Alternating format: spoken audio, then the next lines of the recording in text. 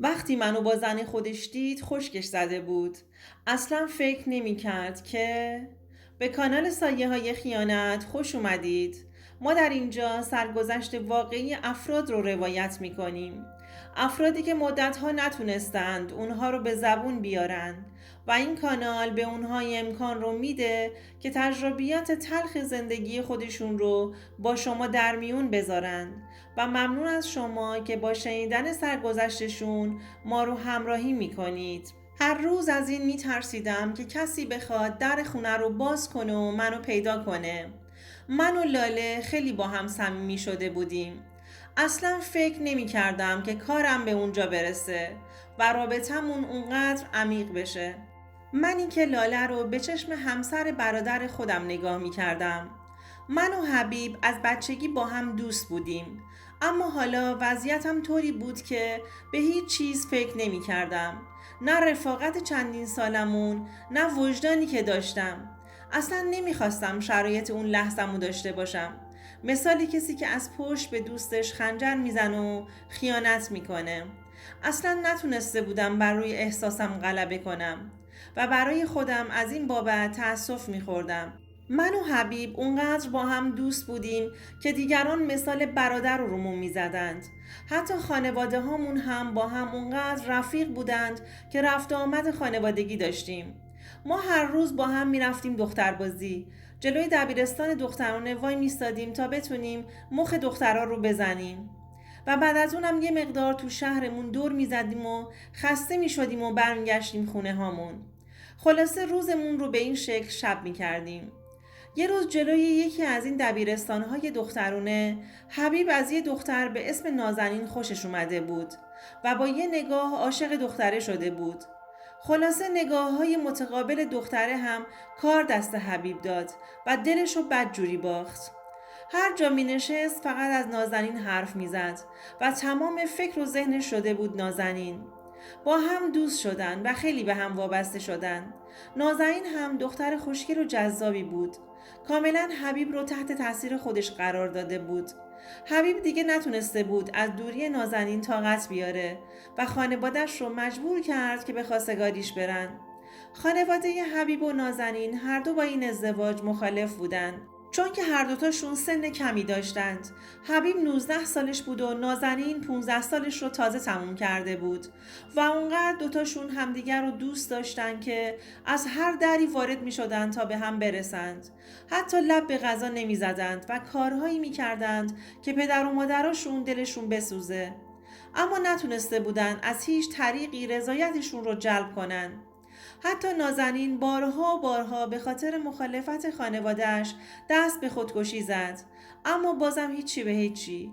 آخرش سرنوشت بچه ها رو از هم جدا کرد. خانواده حبیب براش از اقوام دورشون دختری رو انتخاب کردند و حبیب رو به ازدواج با اون در آوردند. لاله دختر زیبایی بود، اما پدر و مادرش رو از بچگی از دست داده بود و با خواهر بزرگترش زندگی می کرد. حبیب بعد از ازدواج دیگه اخلاقش عوض شد. اصلا مثل قبل نبود، گوشه گیر شده بود، مدام لباس مشکی تنش می کرد. از ازدواجش با لاله اصلا راضی نبود. دلش فقط پیش عشق خودش بود. اما شرایط طوری ایجاب کرده بود که باید به زندگیش با لاله ادامه میداد. لاله دختر خیلی حساسی بود و خیلی هم حبیب رو دوست داشت. تمام کارها و رفتارهای حبیب رو زیر نظر داشت و حتی دلیل اینکه حبیب چرا همیشه تو خودش بوده رو بارها و بارها ازش پرسیده بود، ولی جوابی نگرفته بود. لاله حتی تو دور همیهای خانوادگی بیکار نمیموند و از هر کسی که فرصتی پیدا می کرد طرح صمیمیت می ریخت تا ذره از این حال و روز حبیب سر در بیاره، تا اینکه بالاخره موفق شد و یکی دو نفر بهش گفته بودند که قبل از ازدواج حبیب با دختری عاشق و معشوق بودند، اما خانواده هاشون اجازه نمیدادند و الان حبیب به این حال و روز افتاده. لاله دیگه متوجه همه چیز شده بود، اما سعی خودش رو میکرد تا حال دل همسرش رو تغییر بده. لاله دختر فهمیده‌ای بود و درک بالایی داشت، اما دیگه اجازه نمیداد که حبیب با دوستش که من بودم رفت و آمد کنه. شاید فکر میکرد چون من هنوز ازدواج نکردم و از دوستهای نزدیک و قدیمی حبیب بودم، شاید خاطراتش رو براش زنده نگه دارم. از رفاقت شوهرش با من میترسید که نکنه زندگیشون رو تحت تأثیر قرار بدم. اونقدر برای حبیب سختگیری میکرد که بنده خدا رو از زندگی کردن با خودش زده کرده بود. حبیب از سر اجبار با لاله ازدواج کرده بود و دیگه نمیتونست رفتاراش رو تحمل کنه. لاله وقتی دید اینجوری بیشتر داره به زندگیش آسیب میزنه، حبیب رو یه مقدار آزادتر گذاشت و از محدودیت درش آورد. اما بازم ته دلش نگران بود و از هر طریق رفت و آمد حبیب رو کنترل میکرد. یه چند سالی از ازدواجشون گذشت و لاله برای اینکه بخواد بیشتر از کارهای شوهرش سر در بیاره، با منی که دوست نزدیک حبیب بودم صمیمیتر شد و حتی منو به عناوین مختلف واسه شام و نهار به خونشون دعوت میکرد تا از این طریق بیشتر بتونه شوهرش رو کنترل کنه و اگر سوالی تو ذهنش بود بتونه راحت‌تر از من بپرسه و یه جورایی از زیر زبونم حرف بکشه. بعد از یه مدتی که خونه‌شون رفت و آمد داشتم، حبیب بهم گفت که لاله باردار هستش و منم میخوام یکی رو تو مدت بارداری لاله صیغه کنم تا خودم از تنهایی در بیام. من که همش فکر میکردم این قضیه رو داره شوخی میکنه، بهش گفتم حرف زدن در این مورد اصلا درست نیست. حبیب که واکنش منو دیده بود، سریع خودش رو جمع جور کرد و گفت آره واقعا درست نیست. بعدش دیگه ساکت شد. بارداری لاله رو بهش تبریک گفتم و در مورد کارامون صحبت کردیم. تو کل اون روز به حرف حبیب فکر می کردم. از این مطمئن بودم که اصلا علاقه‌ای به همسرش نداره. ولی بازم می گفتم واسه خودش یه چی پرونده ببینه من چی میگم. هرچی زمان جلوتر می رفت منم رفت و آمدم رو به خونشون به خاطر شرایط لاله کم کرده بودم و اگر هم قرار بود من و حبیب همو ببینیم بیرون قرار می زاشتیم و با هم می بودیم. تو اون مدت که لاله باردار بود رفتار و حرکات حبیب هم تغییر کرده بود و لباس پوشیدنش عوض شده بود. حبیبی که هیچ وقت لباس روشن تنش نمی کرد الان همش رنگهای روشن می پوشید و همیشه خندون و شاد بود. انگار انرژی مضاعفی بهش تزریق شده بود. از نظر روحی خیلی خوشحال بود. اینا بود که منو به شک انداخته بود.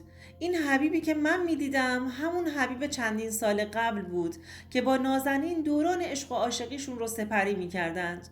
گاهی اوقات ذهنم درگیر رفتاراش میشد، اما بازم خودم رو راضی میکردم که فکرم اشتباهه. فکر حرفی میافتادم که حبیب چند وقت پیش بهم زده بود. حتی پدر و مادر حبیب و خود لاله هم این تغییراتش رو احساس کرده بودند. ولی همشون فکر میکردن که چون داره پدر میشه این حالتها رو داره و از ذوقش هستش. منم دعا میکردم که فقط همین باشه و دلیل دیگه ای نداشته باشه. چند ماهی از به دنیا اومدن بچهشون گذشت و حبیب هنوز همون حال و هوا رو داشت. یه روز صبح دیدم شماره ناشناسی روی گوشیم افتاده. جواب دادم، دیدم همسر حبیب لاله هستش. خیلی تعجب کردم که به من زنگ زده. لاله بعد از یه سلام علیک معمولی ازم خواست که به دیدنش برم. فقط مدام میگفت حتما بیا، کار مهمی باهات دارم. منم چون میدونستم اون ساعت از روز حبیب سر کار هستش و خونه نیست از رفتن امتناع میکردم. اما اون مدام اصرار میکرد تا اینکه دلم شور برداشت که نکنه اتفاقی واسه بنده خدا افتاده. خلاصه راضی شدم و سمت خونهشون حرکت کردم. وقتی رسیدم دیدم از شدت گریه زیاد چشاش ورم کرده. تا وارد شدم و نشستم شروع کرد دوباره به گریه کردن. بهم گفت اگر زن دیگه‌ای تو زندگی حبیب هست لطفاً بهم بگو. من دوست ندارم حبیب رو از دست بدم و بچم رو بدون پدر بزرگ کنم. منم که از همه جا بیخبر بودم قسم خوردم که از چیزی خبر ندارم. الانم دارم از زبون شما میشنوم. لاله گفت مدت‌ها هستش که تغییراتی در حبیب احساس کردم و بهش مشکوک شدم. فکر می‌کردم که این تغییرات به خاطر پدر بودنشه، اما دیدم اشتباه می‌کنم. حبیب اصلاً به بچه هم تمایلی نشون نمیداد. بهش شک کردم که نکنه این همه تغییر دلیل خاص دیگه ای داره. یه روز با ماشین یکی از دوستام حبیب رو تعقیب کردم. همون روزی که بهم گفت شب شیفت و سر کار میمونه و خونه نمیاد. با کمال ناباوری دیدم وارد یه آپارتمان شد.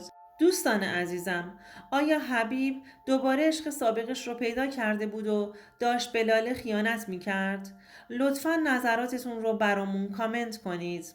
وقتی که از همسایه ها پرسجو کردم به هم گفتن که 9 ماه هستش که یه زن و مرد جوونی تازه اینجا ساکن شدند. مرد اسمش حبیب و خانم اسمش نازنینه. همون لحظه عکس حبیب رو بهشون نشون دادم و همشون تاییدش کردند. وقتی که اینا رو لاله داشت برام تعریف میکرد چشام از تعجب گرد شده بود. انگار زبونم قفل کرده بود.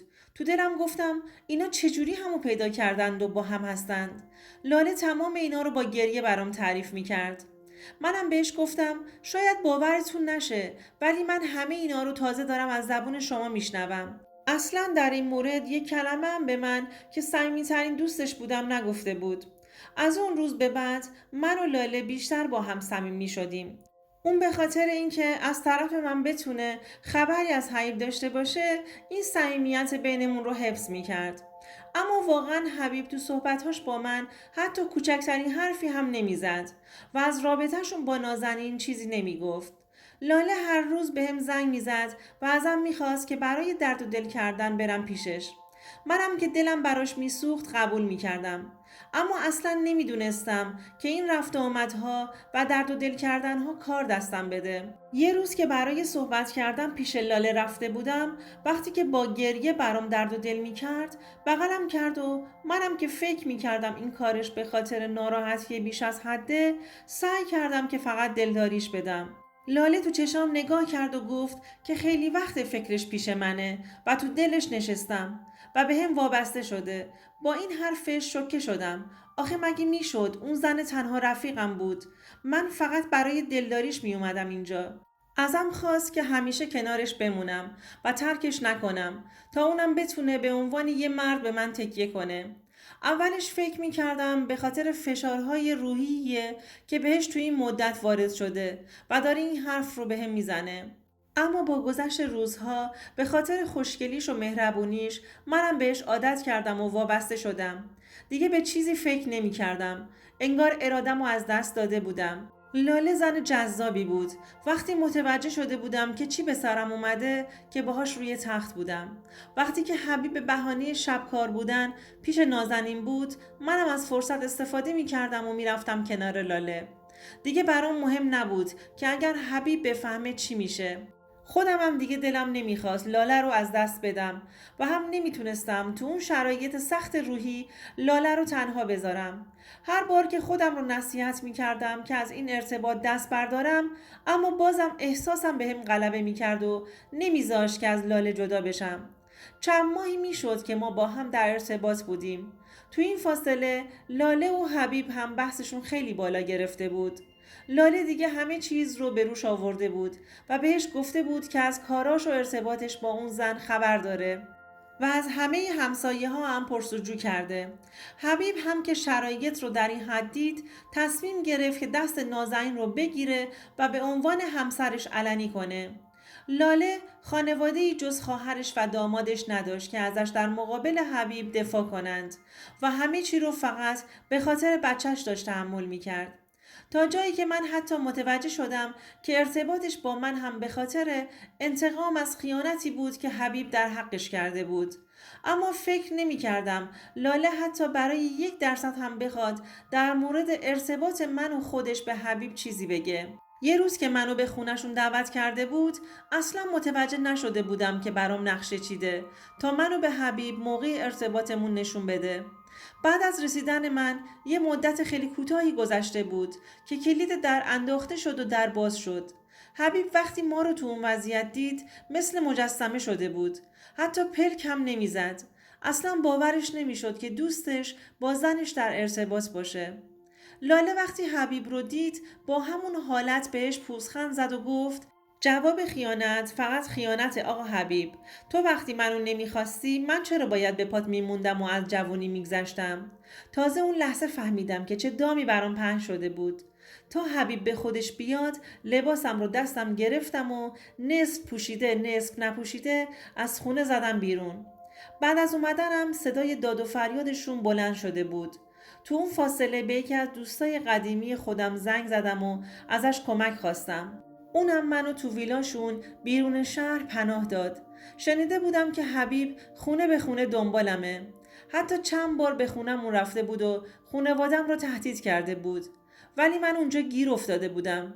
میدونستم مغزش کار نمیکنه و دست به کارهای خطرناکی میزنه. مجبور شدم تا خوابیدن این جریان همونجا بمونم.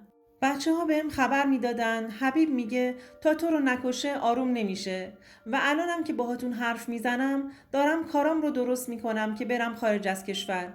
اینجوری میدونم که دستش دیگه بهم نمیرسه. دیگه فکرم کار نمیکنه. نمیدونم چی کار کنم.